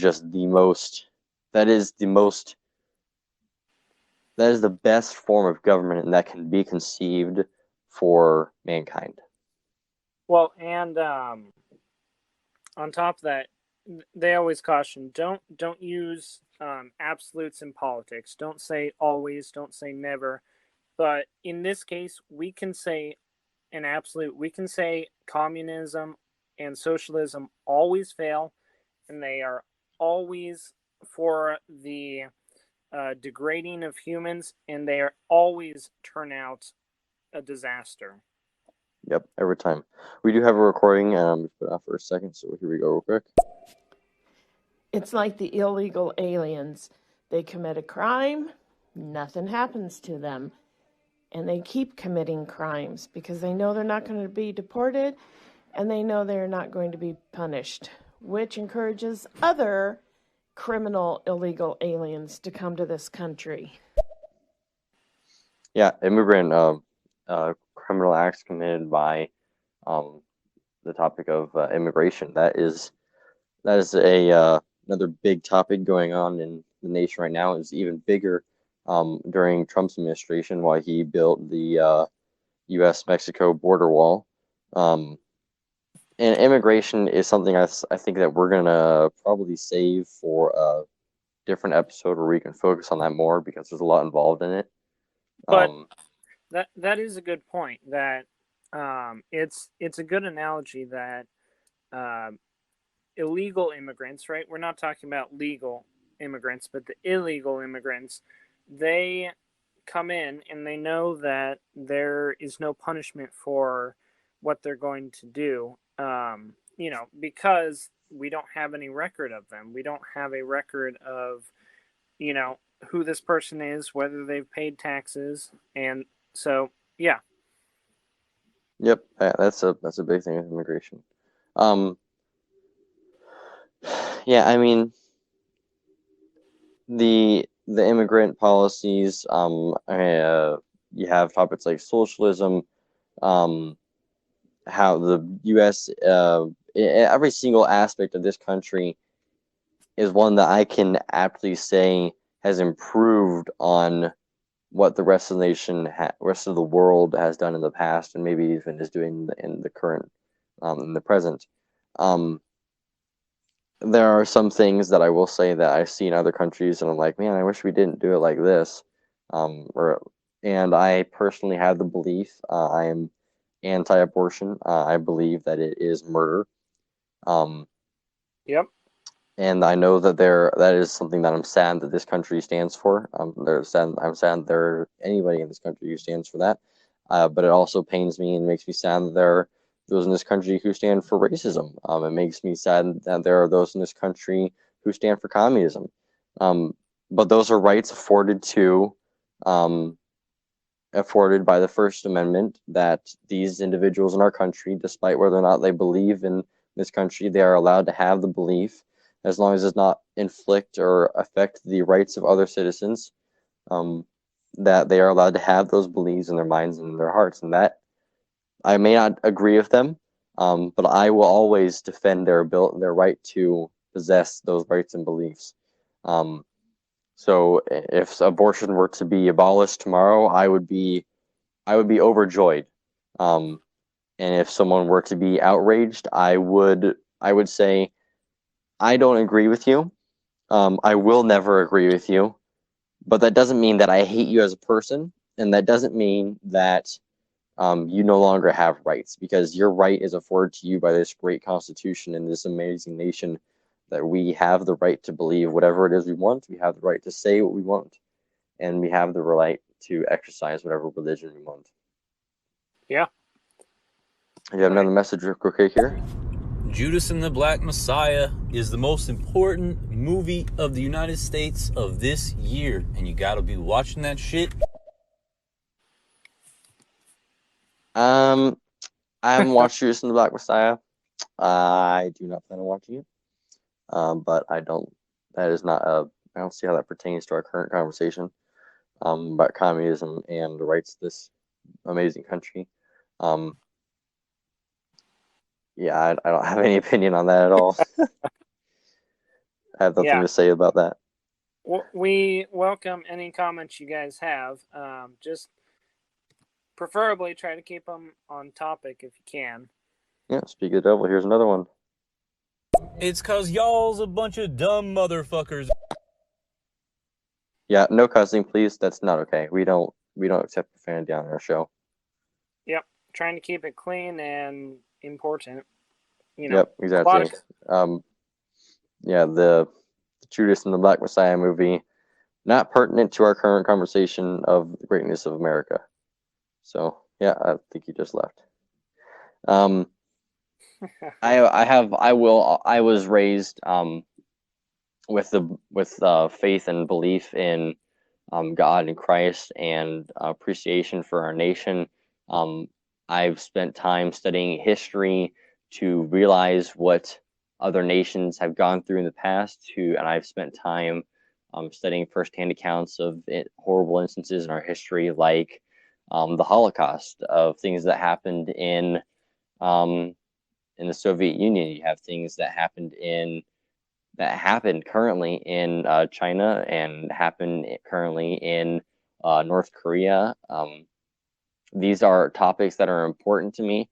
And I'm not going to say that every single American citizen should have such a devotion as me and Spencer do to the news or to the history, because you don't need to know everything, but everybody should know something. It's good. It's, that saying, if you don't know history, you're doomed to repeat it. It is a very good thing to know history and know the results of specific actions, such as taking away guns or embracing socialism and communism.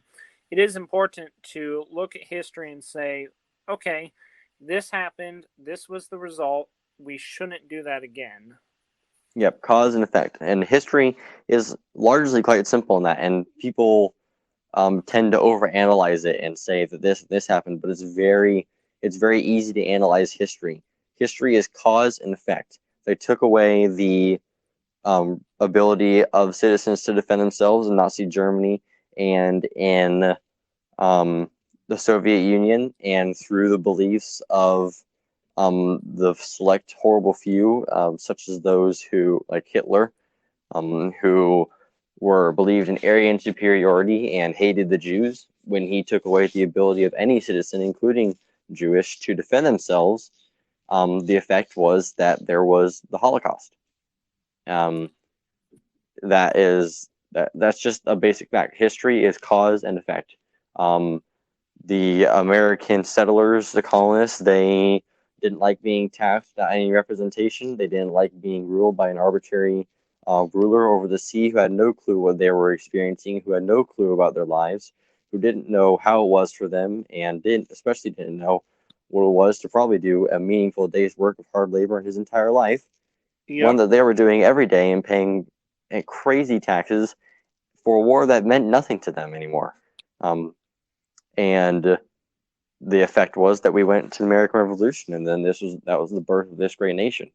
You have just countless instances throughout history where a group of people or an individual believed one thing or another. They maybe or maybe not carried out actions pertaining to that belief, and the result was horrible.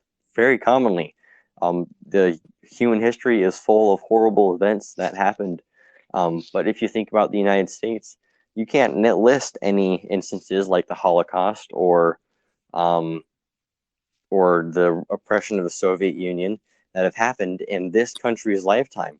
And the Soviet Union didn't last for a fraction.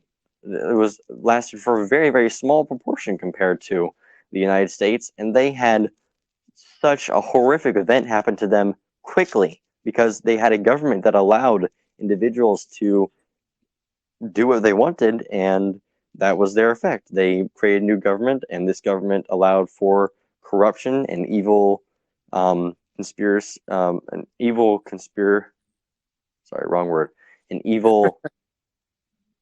actions, I guess, to occur. And slavery was they allowed. Yeah. Let's talk about that, because slavery, obviously, I don't think anyone, at least no reasonable person, can deny that slavery was evil and wrong and terrible. Yes. And believe it or not, we had if you can believe this, a war about slavery. And that war cost us a lot of lives and a lot of blood, and it almost tore this country apart, because we had people who were willing to fight and secure the rights of the people who were slaves at that point. And so, yes, is America perfect? No. Was it perfect in the past? Again, no, right? We had slavery. That is a terrible thing. But if you look at it, every single country in the history of the world has had slavery, and our country was the first one to abolish it. We may not have been, or we were not unique in that we had slavery. Everyone had slavery, but we were unique in the fact that we fought, we had men die to give the rights that we had to the slaves and to free them. Mm-hmm. The Civil War is one of the more complex wars in human history, because it was really fought for a double reason. As debates and opinions heated up in the country before the Civil War around the topic of slavery, there was contention. There was instances where states deferred with the federal government on how to handle this and how to implement an abolition of slavery, or they didn't want it at all. That was also very common. And so the Civil War, while it's commonly believed to only have been about slavery, it was also largely about state rights. the ability of the state to govern themselves with limited federal government involvement. And through such actions, the slavery was the overlying topic. There was a federal government who said, this is how it's going to be a slavery. We're gonna get rid of it, or we're gonna lessen it. It's gonna fade away, and it's gonna disappear. And there were states whose economies and livelihoods revolved around the topic of slavery, and they revolved around having slaves to work for individuals on farms, such as plantations, whether it's growing cotton, tobacco, a big product back then, or things like that. And so these states were like, wait a second, this is how our state is run. We can't get rid of this. And so when the federal government pressed it, there was a war that incited. So the Civil War revolved around slavery, but it also was about state rights. And the ability of the state to choose how they run themselves inside of the oversee of a federal government is something that is also unique to the United States. You don't have that in other countries. You might have regional rulers or governors or whatever, but they don't have a constitution with a smaller form of like the Senate. They have a legislative branch, they have a judicial branch, and they have an executive branch with the governor. Sorry, a little off track, a little mixed up there. That's something that's unique to the United States, to allow a smaller region to govern itself with the overseeing of the federal government. The smaller regions have the ability to focus more on their own unique economies and to focus more on their citizens and the way that they run their lives, different from, say, a state in New England that is on a coast with large booming cities, right? You have cities sometimes with hundreds of thousands or millions of people who live in them. And that's different from how states, maybe out west in Wisconsin and places like that, where they have the majority of their population is centered in smaller states, where you have smaller populations. It revolves around farming of various different products. Well, and I think the fact that we have self-governance within the federal government is one of the great things about the American experiment. The American experiment was, okay, we're not only going to try democracy, but we're going to try a Republican form of it, and we're going to give the rights to the people, and we're going to give rights to the states so that the states within our overarching system can operate how they see fit to test out various things, right? If California wants to raise the minimum wage, then they can do it for their state, but they don't have to, it doesn't affect how Illinois or Georgia do it. And that way people can look and say, okay, well, California did this, it's not working out, and then the public can make a choice about that. They can leave California, they can go to California. There are all kinds of things that are allowed within our system of governance. Absolutely, yeah, and that's something that is unique to the United States, to allow even more rights for the citizens, for the ability to govern themselves in a way that is more unique per state. And just another example of why the United States is the greatest country on earth. You don't have a government that cares so much about the rights of the individuals, the ability for the individuals to speak and be part of the process of governing the nation. You don't have that anywhere else. There might be facades of it where they imitate the U.S. and they try to bring some of it, but many times it's just a cover for corruption.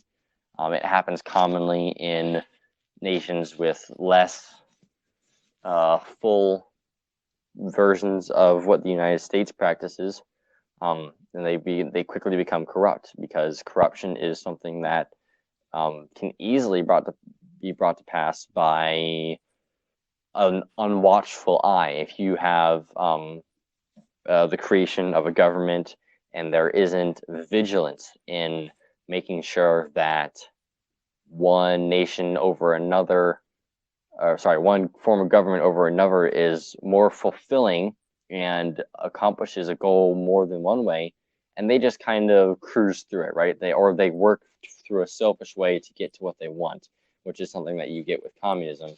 Then you get corruption, you get evil, you get an inconsideration of the public. It matters about this select few who lead or who are rich, and that, if you ask me, that revolves around that resembles a feudal, medieval kind of way of running the world. If you just have these select few who are rich and who run the government and are corrupt, they have power. If you ask me, that is a horrible thing, and that revolves around something that I would consider to be like medieval. Yeah, I think just history proves that the democracy and our form of government is the one that guarantees the most rights to citizens. But I think history also proves that democracy is the most fragile. It is right now in America, we look at democracy and see that it has worked for America for 200 years, and we say, well, look, it's worked, it's fine, everyone should accept it. But throughout history, it has been a very fragile thing, and something that people have always had. If they wanted it, they had to protect it, and they had to put themselves out there. They couldn't just sit on the sidelines seeing democracy get torn down and say nothing. They had to inject themselves into the conversation, into the ideological battle, in order to keep democracy alive and well. Yeah, those who do nothing are bound to have horrible things to happen to them.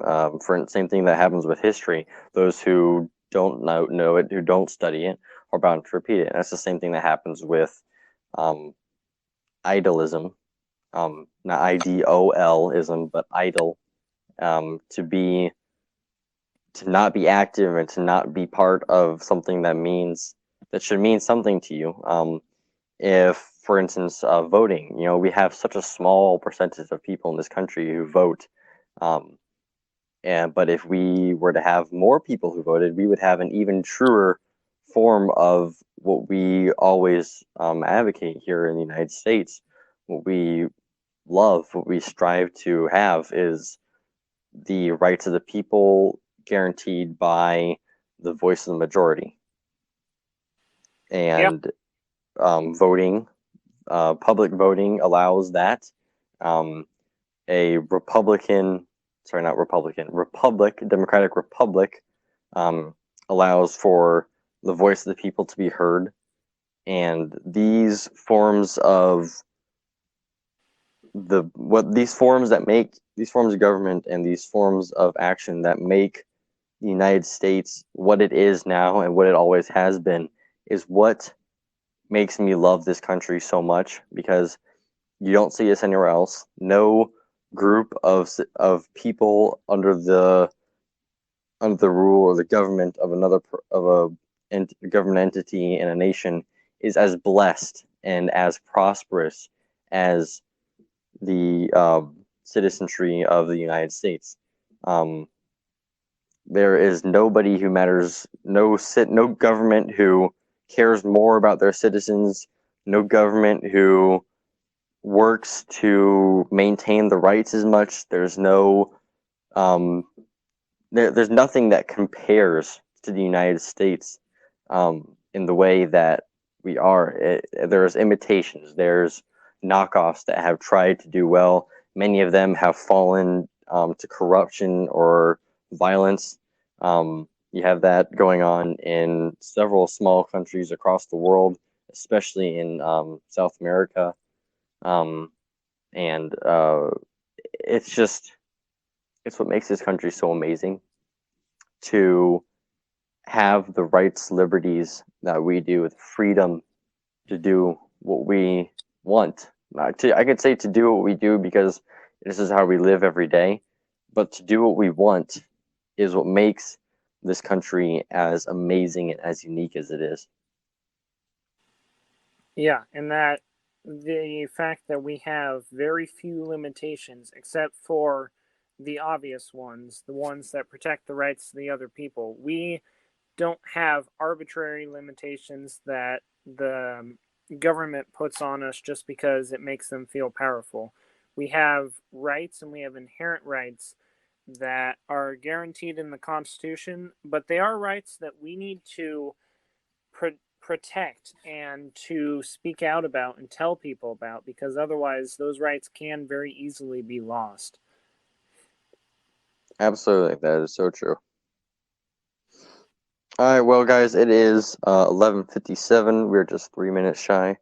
So I'm going to say we should probably go ahead and end now, since we have reached a really amazing discussion today. Yeah, I think it was great. Thanks for those that chimed in. If you guys listen again, feel free to chime in as much as you want. We really appreciate any comments that add to the discussion. Just remember to keep them clean. Yeah, just keep them clean, and please come and participate. We'll be doing another show tomorrow. It's already scheduled. So if you guys go look at our profiles, you'll be able to see that. We'll be going over, I think, what's tomorrow? Tomorrow is censorship, correct? Yep, we're going to be talking tomorrow about is censorship. So tomorrow we'll be going over censorship in this country, and the various forms that it takes. Yeah, and we'll specifically be talking about, at least for a little bit, the Gina Carano situation and the updates on her. Yep, yeah, that's a. I don't really get involved in pop culture a lot, because I find it to be frivolous and a waste of time. But this is something that I would say expands out from your normal pop culture kind of stuff to what's important for every day. Yeah. Okay, so thank you guys for coming. My name is Colson. My name is Spencer. We're 18 and American. We're signing off. Thank you guys very much. See you guys.